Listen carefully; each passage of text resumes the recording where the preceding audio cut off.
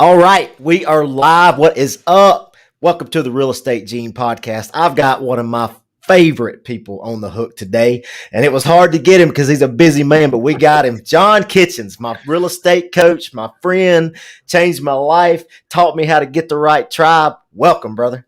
Hey man, I'm honored to jump in, and I know you threw it out, and I was like, hell yeah! As soon as we can make it happen, let's make it happen. I would love to jump in anytime.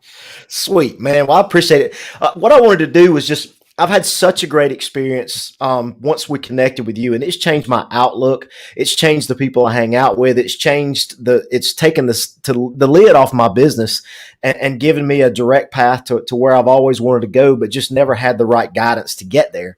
And so I really wanted to dive into what experiences have you went through that's taught you everything that you're teaching me that's obviously working well, and kind of what shaped you into the coach you are today, which in my opinion is the best real estate coach out there. I appreciate that. And I've had to think about it, and, it comes down to, I'm son of a coach's kid, man. My pops, in the public school system, teaching and coaching for over 40 years. I had 48 years or something ridiculous like that. And, just not really aware of kind of really what was going on, but, I had to go hang out with them. I had to go with them if I wanted to hang out with them. Right. I had to, go hang out in the locker rooms. I had to, stay there while all the coaches are playing poker and shooting the shit. And, early morning donuts and coffee because we had to get into the gym. And, I think it was just that kind of DNA being kind of ingrained and seeing, the impact that someone can have on people's lives, right? On people's, changing young human beings' lives, and the impact. And then, seeing the admiration that, that they have all of these years later. And so it's just one of those things just kind of wired in. And I'd always joke, and I'm like, hell no, I ain't going to be a teacher. And I'm not going to be a coach because I know what they get paid. I seen those paychecks. I'm like, I'm out. That's not for me. And, so I really think back to that being ingrained. And then it's just a collection of experience over the years. I think I have a unique perspective from all of the business and the industries and mentors that have been able to stack ammo into the toolbox that have access to be able to pull and, help, agents and also, utilize ourselves to grow. Been, definitely in a bunch of different industries, so a bunch of different perspectives. And I think that was one of the biggest lessons, Gene, with all of our work with Jay Abraham, was that you have to look outside of your industry if you really are looking for some serious growth. Because if you only pay attention to what's going on within your industry, you're going to have small incremental gains.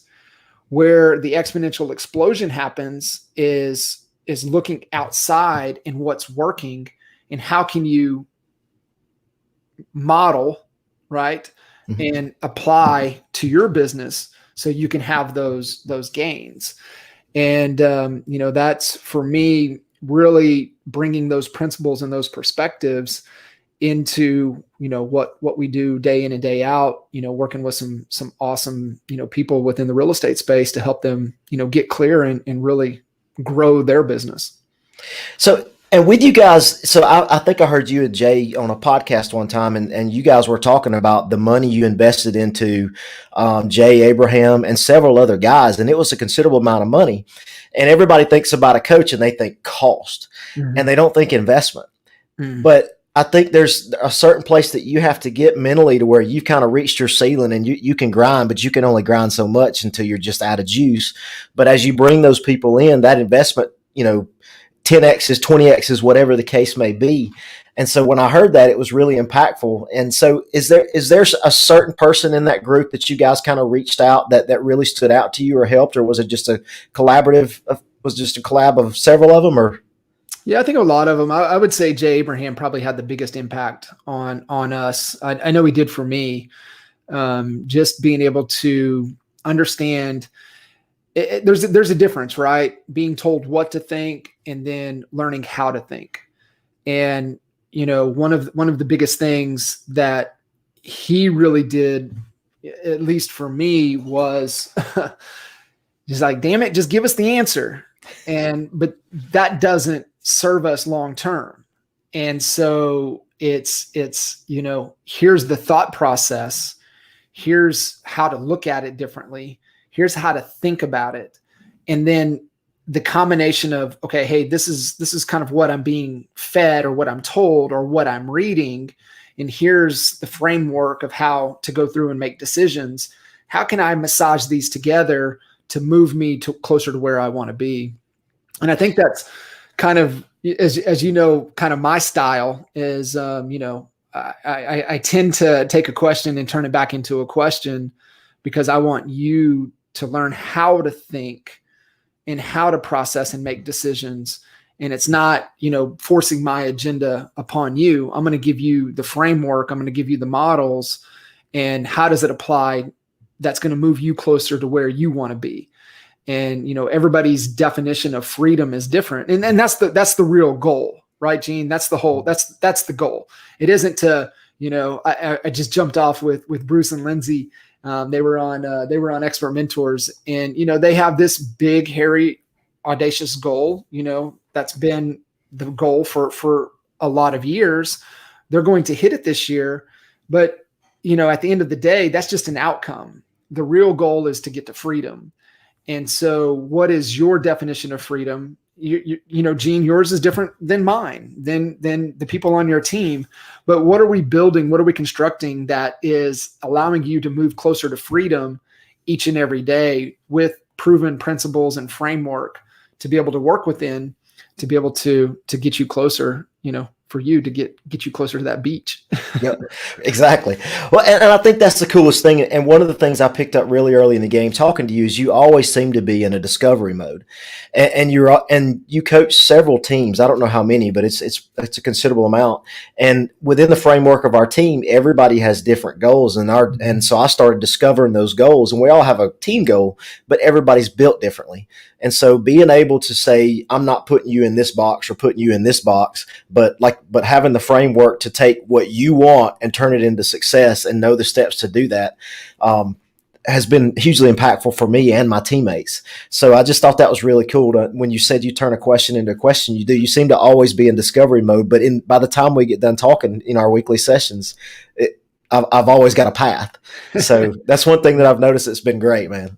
Yeah, no, I love it. And, that movie Inception with DiCaprio, the seed has to be planted from within. You have to believe that's your idea, because when you come to that conclusion, you're going to own it more than somebody telling you, right? And it's like, well, that sucked. That didn't work. I shouldn't have listened to them. No, I mean, I'm going to give you a framework to think about it, to allow you, to have that self-discovery to, okay, I see it now.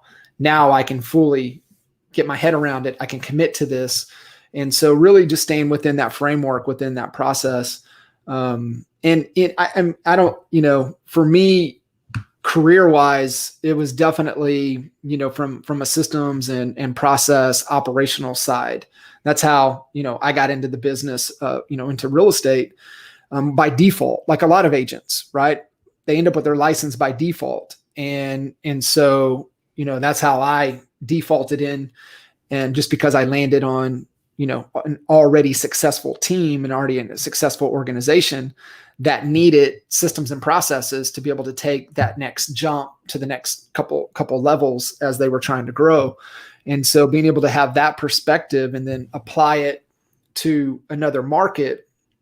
And then also, over the last 10 plus years of working with real estate agents across, the US and Canada, to be able to just see all of the different situations and how, everybody's goal is a little bit different, but how do you apply these principles that allowed us to grow and scale to also now to help them get clear, grow and scale. And, just really understand, got to work through the mess to get down to what it really is. And then, what's the best plan to attack it that we're willing to commit to, that we're moving in pursuit of freedom. Absolutely. And speaking of commitment, that's one thing that I've kind of entered when I've gotten in with you is a lot of self-discovery. And I, before I was, and you've got a chart that rates your business and it's color coded from, hustler, grinder, CEO on down the line. And I was always a grinder of, I'm going to go do a bunch of stupid stuff, but it's okay. I'll just sell more to fix it. This is round and round and round. And then I got into self-discovery and trying to get better, just watching you guys. And I wonder what that looks like for you, because you've done Ironmans, 100-mile races. You run an extremely successful coaching company. You put events together. So what is it that you do that allows you to put all that in your schedule, and not only put all that in your schedule, but basically run it like a boss and succeed in the majority of the areas, most of the time. Yeah. And that's cool to watch. And there's a certain level of discipline that's required and self-discovery that's required. So what does that look like for you? Yeah. I mean, you nailed the word. I mean, it is discipline. I remember, I think you might even been sitting there. I think Renee at the kitchen table had asked, what's the one trait of all the people that I've had the opportunity to work with over the years that's separated them from competition or separated them, from their previous self. And it was discipline, right? Being disciplined to the process. And so that really kind of carries over. I think the biggest thing, Gene, is, really getting clear on your why, and not the what. Right? Our kiddos, our family, that's not the why, that's the what. So what is the why for you? And it took, Holly really breaking this down for me. And I had her on Expert Mentors or Coffee and Coaching, and we were talking through this, and she just, what is it that you're the best in the world at, so that you can have the most fulfillment? That's your why. And everybody has it. And so going through that self-discovery process of what am I really good at, right? What is my superpower?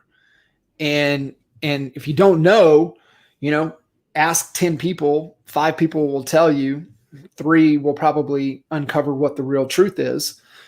And just ask, hey, what am I really good at? And then also, what do I never need to do again? Like, what do I suck at? And, really push for that feedback.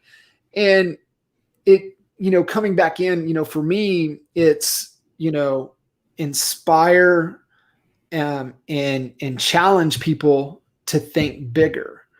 The biggest constraint that I've seen, Gene, with people over the years is that they don't think big enough. Right? That anything is possible. It's just, what is that big future for you? Most people are so stuck living in the past that they haven't put enough time to think about the future. And when you live in the past, that's what your present becomes. But if you want your present to be better, your future has to be bigger. And where I come in is challenging you, inspiring you to think bigger. That's the biggest constraint that we all have in our lives, is that we don't think big enough. And so really thinking through, what is it that can be a bigger future so my present can become better, so that for me, so that I can help you not only transform your business, but transform your life. And that's what pushes each and every day, right? It's making sure that, I'm committed to become better. It's the whole thing, right? I honestly believe that nobody can lead somebody else unless they can lead themselves first. I can't coach you if I can't coach myself first. And so that's where the daily commitment, and I love Lindsay's mantra, right? 1% better every day. How can I become 1% better in everything that I do today, so that I can have a greater impact on those around. And I think as a leader, that is what you have to understand is like, if I want to have a better business, I have to become better. If I want to build a bigger organization, I have to become bigger myself. And so that's really where it comes down to, what is it that I'm committing to today to stay disciplined, to be consistent, that's going to allow me to, to be better so that I can help everybody around me be better. Yeah. And one of the things that you talk about framework, and one of the things I've realized that you really uncovered for me is for me, we never asked, I mean, if we're flying by the seat of our pants, don't necessarily have a coach, just kind of figuring it out on our own. Well, I may be able to do that and that may take 10 years, but talking to you, it takes 1 year. But the framework is actually being real with yourself. And I think people stay away from that. And it takes them 10 years because they're not willing to answer those hard questions. Like, what do my finances really look like? Mm-hmm. Where's that money really going? Is this really a good decision? What can once I make the decision, do I have the resources and the commitment level to take it from decision to success? All those questions that are really hard questions, because everybody's idea sounds grandiose and we're going to make $1 million. Well, how are you going to make $1 million? And do you have the money to put everything in place to do that? And there's so many different things. But what I really noticed is I had to, when we first started, there was 6 months of some hard questions and some really hard answers of how my house wasn't together. But once we got that foundation, I felt like the foundation was built for a rocket. And before, I felt like the foundation was mud, and so it's a little bit different thing. And I think that's one thing. Is it hard to get people to answer those hard questions? Sure, man. Everybody's got a lot of people would just rather stick their head in the sand. And man, it's, what we reveal, we can heal. And it's not a bad thing, right? Everybody's a mess, but are you willing to shine the light on it? And so that's the only way you can improve, right? We have to find out what is current reality. And, the two things that matter is, Gene, what is freedom? Where are we going? What's the destination? And then where are we at? And let's be truthful from where we're at, because what we reveal, we can heal in pursuit of freedom. But if we don't know where we're at, like it's going to be like trying to gain traction in quicksand, right? Like we're just going to be spinning our wheels instead of catching a grip to be able to move us in the direction that we need to go. And that's where a lot of people, they can maybe see a bigger future. They can maybe see freedom, but they won't take the time to get clear on truly, truly where they're at. And then the polar opposite is that, some people have this big vision, this big future, and then they have this kind of reality, but they're like, shit, that's going to take work. That's going to take effort. That's the magic pill, right? The magic pill is effort. And when they realize that they have to put in work, that it takes effort, that it's hard, then all of a sudden their big future gets less and less and less until that big future is their present. That's the current reality. And that's for most people, that's where they stay, right? They stay here in complacency. And if you understand you're either growing or you're dying, comfortability, complacency is not growth. So if there's only growth or dying, complacency is not growth. And that gets kind of scary. And so most people won't even pay attention to it. They want to start pushing blame instead of looking in the mirror and really owning it and owning where they're at. And that was the process that you had to go through, right? You had to create visibility. You had to look at it and know it and own it to be able to put a plan in place to be able to continue to push you towards freedom. And the thing now, man, every day I'm challenged, but it's fun. And the reason it's fun is because I know where the holes are. Yeah. And I know I can gauge things. So that makes it fun. It just makes it a big challenge versus, let's try this. That's not a lot of fun. So it's pretty cool to be able to measure that. And I think maybe the difference between here, and you talk about it all the time, and it's one thing I took away from it is is one of your favorite sayings, who, not how. Mhm. Elaborate on that for me. Yeah, man. So I think, we're all have been wired to just try to figure out how am I going to do this? And I think it really comes back down to, kind of how we were raised, right? I think at a generational point, it was prideful to do everything yourself, right?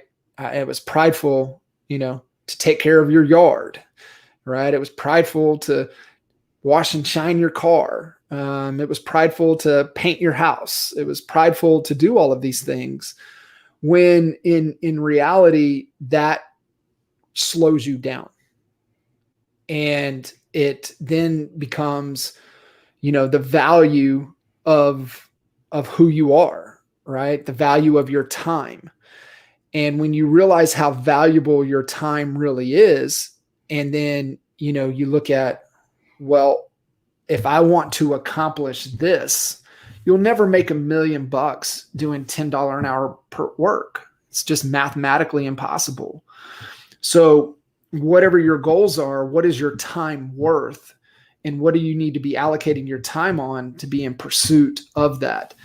And so Dan Sullivan dropped at the end of last year the book called Who Not How, and it's one of my top 5 must reads. Who Not How, and it will rewire your thinking, because most of the time when we have a constraint or a challenge, we go to, damn, Gene, how are we going to figure that out? But the better question is, who do we need to mentor with, model after, mastermind with, hire, collaborate, coach? Who can help us overcome this challenge, instead of how are we going to do it? And it's really about, how are you building the team around you that's going to be able to support the plan, move us forward to accomplish the priorities, help us accomplish the goals in pursuit of freedom.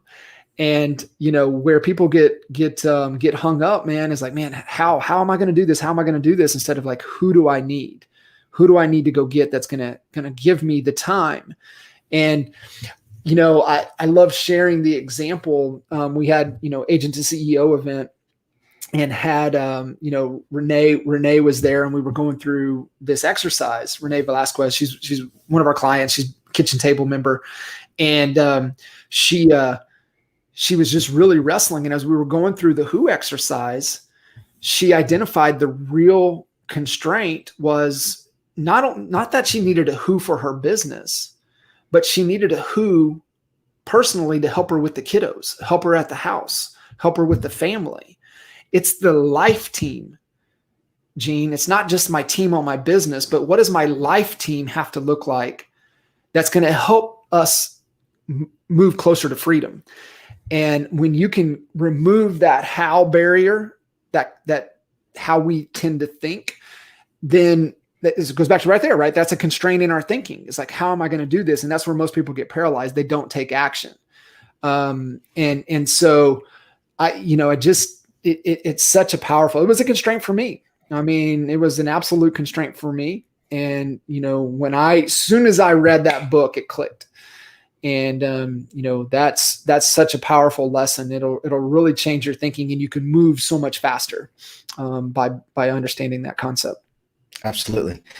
And then I've got one last question for you, and I'll elaborate on it as well. But it was super impactful. So you mentioned the kitchen table, and for everybody that doesn't know, the kitchen table is a group that meets quarterly. I'm blessed to be in that group, and there's some amazing teams, amazing agents. It's a big mix of people, and we all collaborate, and we all seem to have the same challenges and the same needs, and we all have different ideas. And every time I come away from it, I advance my business a little more and a little more. So it's an awesome group.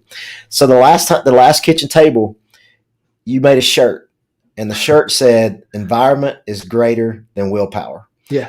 And I've experienced that firsthand with the kitchen table, and even with the team, and how we collab and help each other. So kind of tell me what your thoughts are, and how you came up with that from that shirt.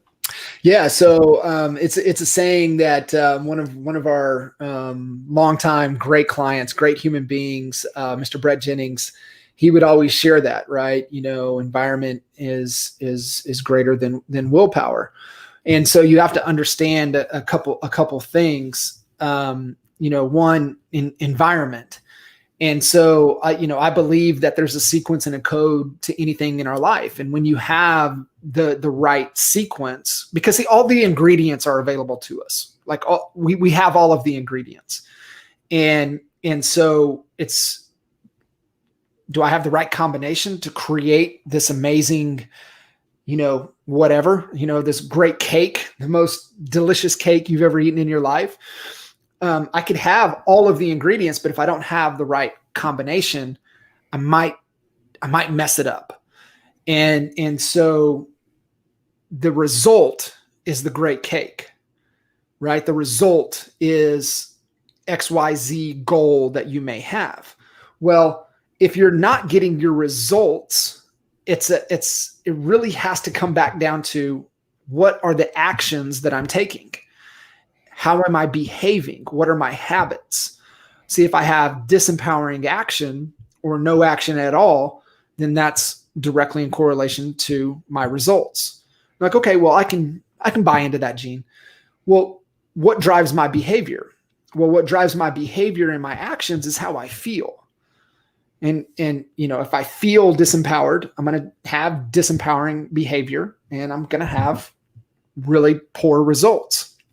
Okay, well, what drives feelings? Well, our beliefs drive our feelings. Our thoughts drive our feelings.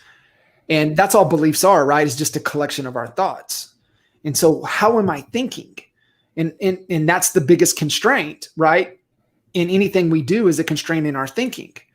Well, if I'm thinking disempowering, well, I'm going to feel disempowered. I'm going to take disempowering behavior, and I'm going to have really poor results. You're like, okay, well, what drives our thinking? Circumstance, environment drives our thinking. Every time you go to an event that is empowering, right? How do you leave that event? So you mentioned the kitchen table. That's a circumstance. That's an environment that challenges you to think bigger. You then form a different belief. You feel a different way. You act a different way, you get a different result. So environment drives everything. If you're getting shitty results, take a look, and we all hear it, right? Look at the 5 people around you. Look at your environment. Look who you're spending time with, because those people you're spending time with, that environment you're in is challenging your thinking. And so if you catch yourself within a group that has you thinking as a disempowering way, then you better get into a new environment. We're not trees. We can move. And you have a choice. And so that's where environment is so powerful and greater than willpower. Well, what the hell is willpower? Well, willpower is just energy. And so we're like an iPhone that has all of these apps running. And the first the first energy to go is our willpower. And so that's why, eat the frog, right? Why do you do the hardest thing first? Because that's when your willpower is the highest. And it's like, well, I don't want to make contacts. I don't want to talk to people, but I know I have to grow my business. And then it's like, okay, well, you need to do that when your willpower is the highest. I'll do it this afternoon, Gene. Well, what happens? You don't do it this afternoon because your energy gets depleted and you don't have that energy to be able to push through and do the hard things. But if you're in the right environment, in the right circumstance, it's always going to be greater than willpower.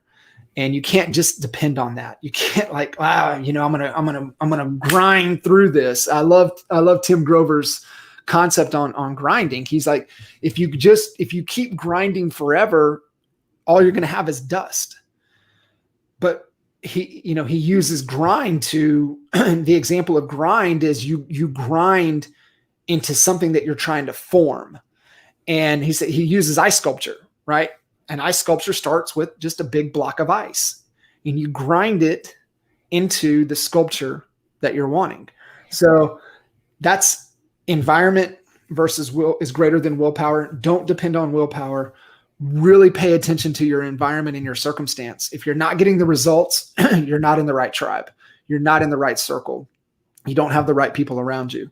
And so always be looking for those people that are going to inspire you, help you, challenge you, to want to be better, because that's how you get better results. Absolutely. Well, man, I have taken a lot of your time, and we've given people a glimpse into the greatness I get from being coached by you, man. And it's a blessing, and I appreciate your friendship, and you are my who, man. You're my who that's changed where I'm going, where I think I can go, and what's going to happen. And so, man, it's a great appreciation to have you in my tribe. Oh man, it's an honor. And I want to just one last thing to close there. So you got the patience shirt on, right? And I love Gary V's take on it, and I heard Andy Frisella put it another way as well. Is Gary talks about patience on the macro, on the big scale, right? But on the micro, like, we're sprinting every day. And I heard Andy Frisella put it that it's the whole baking the cake thing, right? Is that you can have all of these ingredients. Now you have the right recipe, but if you throw the cake in and you want to speed up the process, and you're like, man, this is supposed to bake on 350 for 4 hours, and you're like, screw that, man, I'm gonna put it on 700 for 2 hours. What happens? Burnt cake. So that's where the patience piece comes in, is that no matter what you do, it takes time. Yeah, you want to try to do things to speed it up, but understand anything great worth building takes time. Macro patience, micro, you're sprinting like every day. And that's where the whole win the day concept comes in. That's like what Lindsay was talking about, the 1% better.